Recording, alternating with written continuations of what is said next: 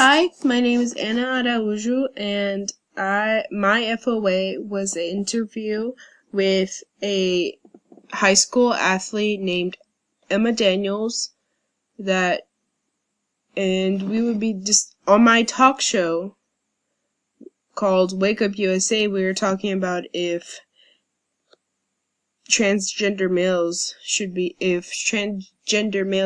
on girls' teams. So I give her a little bit of information about Emma. She's a high school athlete that feels she has been unfairly treated in her team when she didn't get to go to state because she was beat out by a male transgender athlete. So then we introduce each other, and the transgender male was named Natafon Wengut, and she was the transgender male that beat Emma to go to the state meet.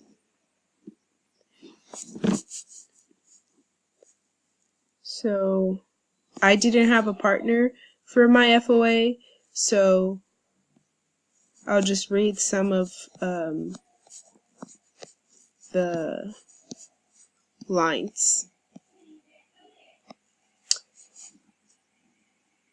And I asked her, how do you feel about Wangut?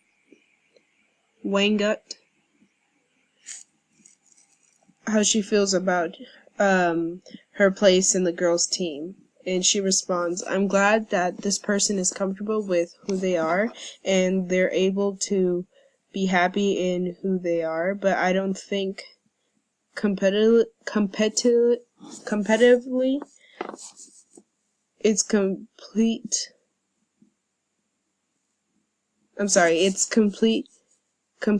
100% fair. Men are known to be faster than girls. It's just science. So her being a boy gives her an unfair advantage to all the other girls that train hard each day but can't physically defeat her. And then I respond, yes, I do agree that allowing a boy and girls team is competitively unfair. According to Alaska Dispatch News, Wangut District doesn't even require boys to undergo hormone therapy before competing in girls' events.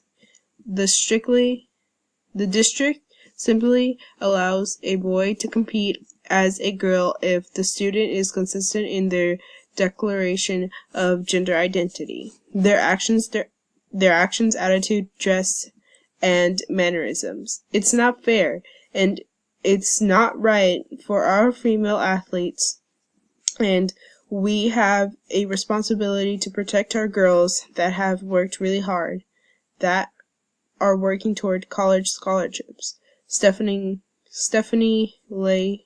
Lee Coleman Williams of Alaska Family Council told local media, do you agree with this? And she does, but she also thinks it's not fair. For Wangut, since he was a boy, he would have placed 5th place, but it's good for him. Then she goes on to saying that that she believes that either there should be a different team for trans males and females, or the scoring should be different because it's not fair to the other people who trained as hard and can't be the other person because of the physical differences. She agrees with transgender rights, but she thinks that it should be different for girls' teams because it's not physically fair. And so then later on the interview, they watch the news and it says, as everyone on the left fall all over themselves to extend every possible right to a transgender individual, this case forces the question that always pops up when one group's rights conflict another's. Whose rights wins? Whose rights are more important? asked Larry O'Connor at hotair.com. And I asked her, what's your answer? And she responds, I don't really have a direct answer to this question. Should there be something done about this? Of course. But who has more rights? I think we both should have rights, but more rules. More rules for the transgender players because of the physical differences.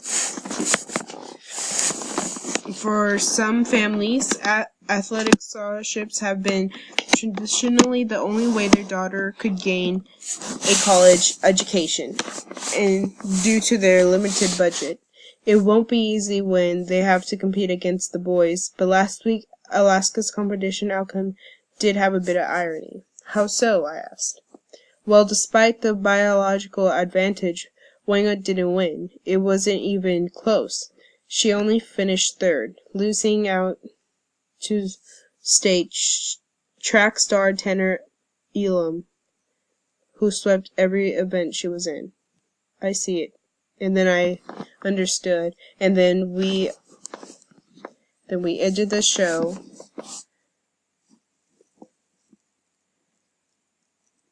with me thanking her and for coming to the show and expressing her opinion on the whole debate between transgenders joining the opposite sex teams. And then she responds, no problem, I enjoyed being on the show, Anna, and having the opportunity to express my opinion in the matter. Thank you for having me. And then the show ends, and that is the whole interview.